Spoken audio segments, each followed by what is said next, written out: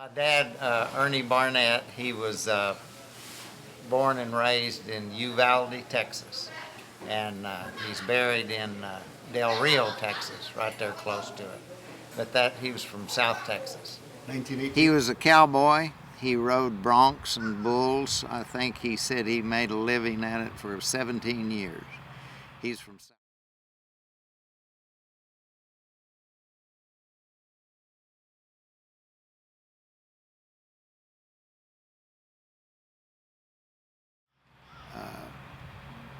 Then when we started running a few quarter horses, he legged me up on one and showed me how to tie a knot and said, "Hold on."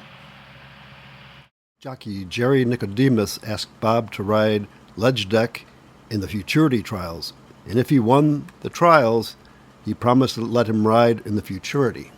Jerry kept his promise, so Bob and ledge deck went on to win the Appaloosa Futurity. He, like I say, he put me on my first, I've ridden horses since I was 3 years old.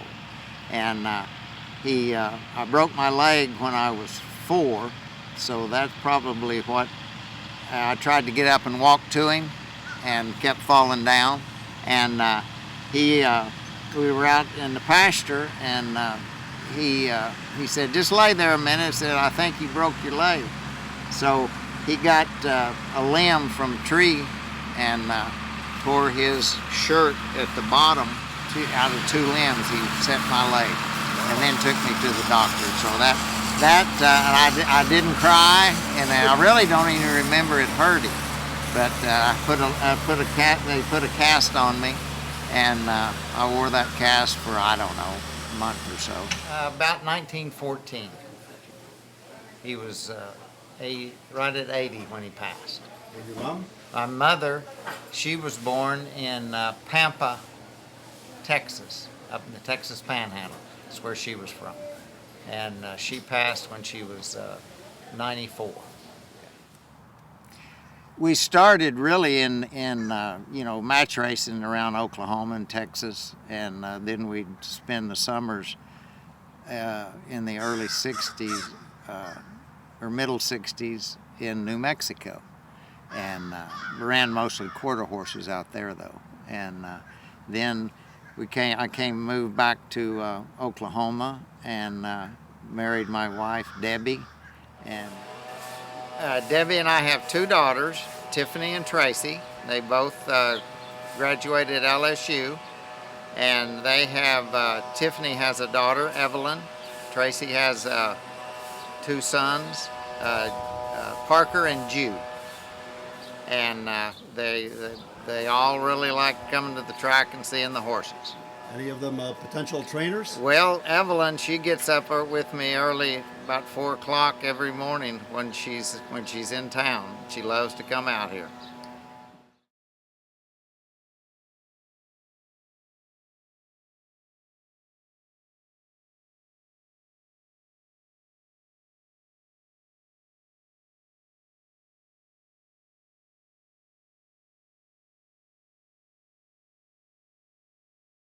First training title that we won at Louisiana Downs in 1991.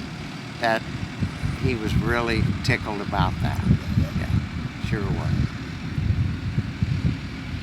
And he's always, he rodeoed for 17 years, and I always wanted to ride broncs, bareback horses, but I never got to. And I asked him one day, I was about 13, I said, "Will you teach me how to ride a bareback horse?"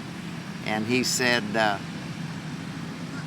"You can make more money riding race horses than you can broncs."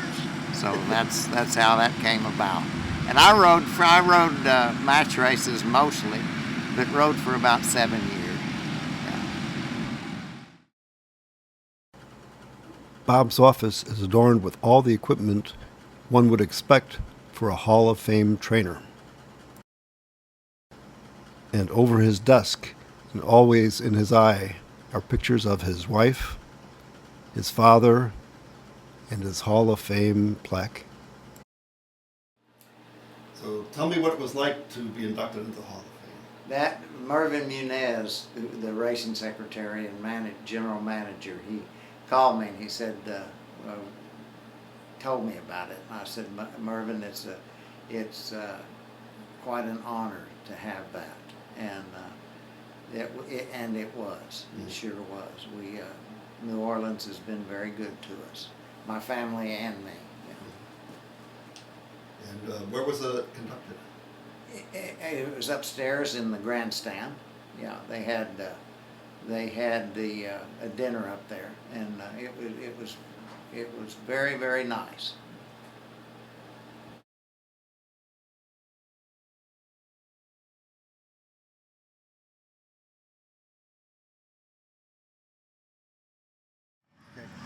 I first met Wayne Lucas at Claremore, Oklahoma, probably in about 1965. He was there with some horses. He spent the winter there. That was, and then later on when he moved to California. But Wayne was always top class, and everything. So was there at the sale and got reacquainted with Wayne. And I said, if you ever need any help out west, got a job for me, or with anybody out there, I said, keep me in mind. He said, get your stuff together and be out there in a week. So that's what we did. Went to work with Wayne out there. Wayne and Jeff, yeah, and Chuck Carlin. Chuck Carlin was at the farm in San Luis Rey. Well, the first day I was there was a colt came on the track there. I think he was a 3-year-old. Oh, he looked good, good looking horse. And I said, well, I like that one, Wayne. He said, oh, he's cheap. He's $32,000. Well, $32,000 to a quarter horse boy at the time was quite a bit of money. Yeah. So that's. And then I was sitting there on the pony right next to Wayne, and I was looking at the San Gabriel Mountains, and he said, "Hey, Okie, close your mouth." He said, "Let's train." Yeah, Wayne's a good fella. Good fella, great horseman. He's done so much for the thoroughbred industry.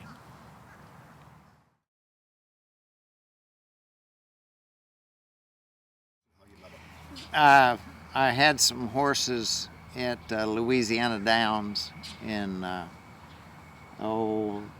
87, 88, I guess, and I had a pretty decent grass horse there named Vaguely Crafty, and we would run. John Franks had a horse. They both had the same conditions, and we'd meet in the paddock, and we got to saying, well, you won last time, Mr. Franks. It's sure my time this time. And he said, well, I don't know about that. And sure enough, we'd sort of flip-flop on that, and that's how we got acquainted. I think he wound up beating me more than I did him. Did he approach you to be a trainer for him? Yes, he said, I might ask me how many horses I had and where I was planning on going when that meet was over. And he sent me 3 head in.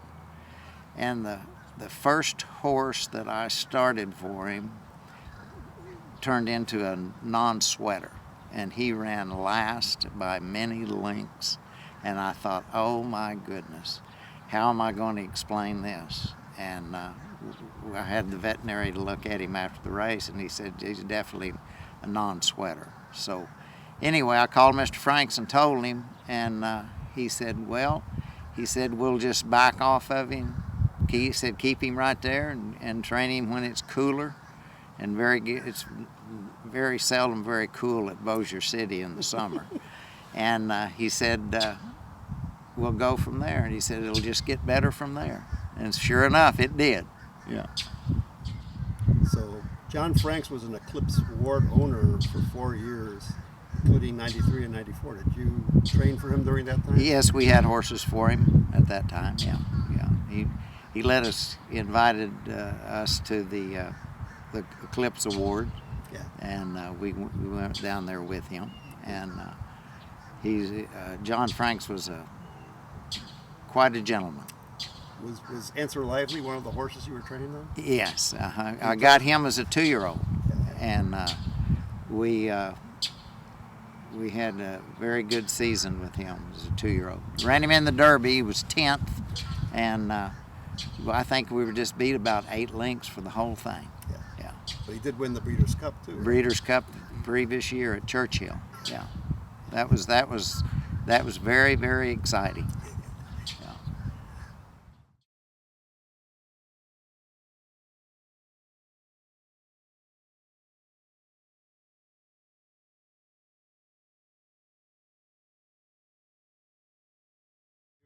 You know, Jenny Reeves interviewed us right after the Breeders' Cup, and she said, "Well, Bobby, you know now you have your favorite for the Kentucky Derby."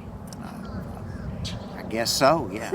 And we brought him down here. He was beat pretty much in the Lecomte, and that was his first race back. And Mr. Franks and I talked after the race. He was mid-pack, I guess, but was way beaten favorite. And he said, "Well, what do you think, Bobby?" And I said, "Well, maybe I went a little easy on him." And he said, "Well, we tend to do that." He said, "Get that horse off that pedestal and train him." So we did. And we were second in the Risen Star, just beating ahead, and second in the Louisiana Derby, beating another head. There were 3 of them there. Dallas Stewart had one. Elliott Walden had I believe it was Elliott had the other one. And we just flip-flopped all 3, and we were in the middle with him on each race. Yeah. And then we went to the Kentucky Derby. Yes, we would go up there for the spring and fall meet, and then we'd go back to Shreveport or Bossier City, Louisiana Downs. But that was exciting. The first one we ran at, I'd been in and out of there for Wayne, but the first one that I ran there, she won easily. And that was quite a thrill, walking out there and seeing those signs up, at Churchill and the Twin Spires. And Shane Sellers rode the filly, and he said, "Well, welcome to Kentucky." So that was quite a thrill. At Oaklawn we started with the Apple Blossom and won 5 more consecutive races. And you would walk up and look at the screen and say, "Goodness, how did we do this?" And I had an owner from Missouri.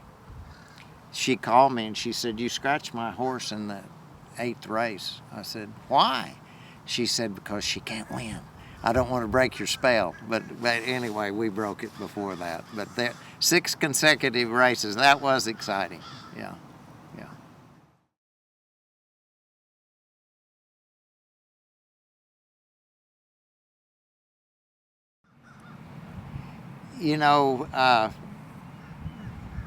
One example, we won the title at Oaklawn, and Pat Day won his title, and we were in the paddock there, getting close to the end of the meet, and I told Pat, I said, "Well, we both had a good meet, didn't we, Pat?" He said, "Yeah, but we got beat more than we won."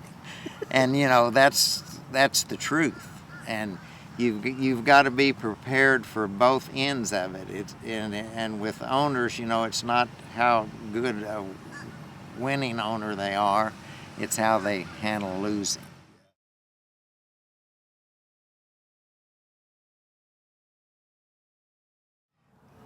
Debbie, my wife, we had an owner to pull some horses away from me at Louisiana Downs, and we were down to just a few horses, and down and out I was, and she brought me a little sign, said, think it was from Bear Bryant, said, "Never give up, never, never, never." And so I sat there and looked at that for about a week, and then finally it soaked in on me, and probably in 2 more weeks, Mr. Franks called me. So, that I didn't give up, and it worked. Yeah. And one of the famous jockeys, Ronnie Ardwan, he always comes by the barn when we set up here. Said, "I want to see that sign." Yeah.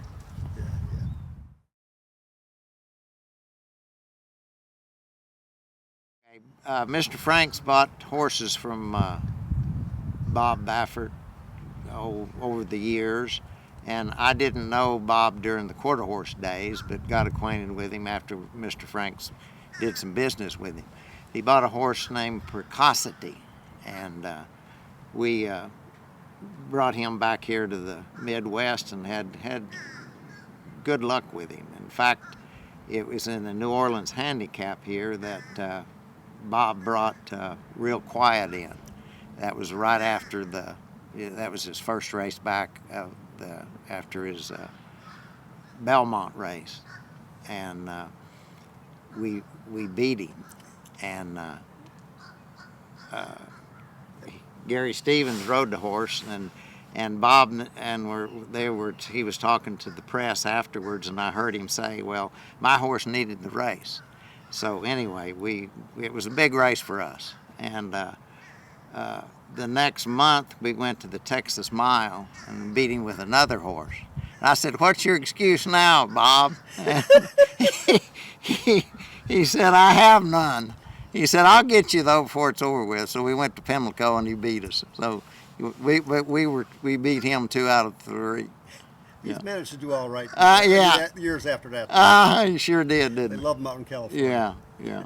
But Mr. Franks bought several horses, 10, 12 horses probably from him over the years, and Bob was always good to us.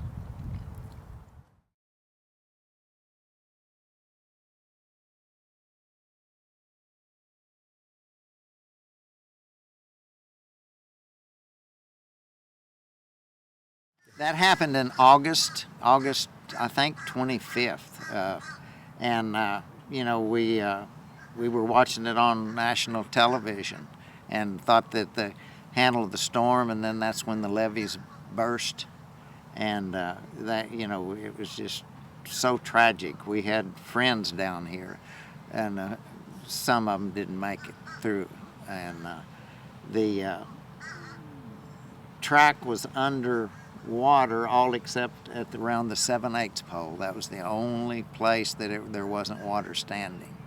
And at our barn, we're in barn 28. They're right behind the 3/8 pole, and the water line was up 4 or 5 cinder blocks high for the next meet. We didn't run there that year, and it was just washed the track away. Mm-hmm. And those oak trees out in the middle, they survived though, and they say they've been here over 400 years, and they came right back. But it took a meet to get the racetrack back like it had been, but it's back maybe even better than it was before now. The fire here, I called Willie Thomas. He was going to pick up a horse for me after the races, and he called me back.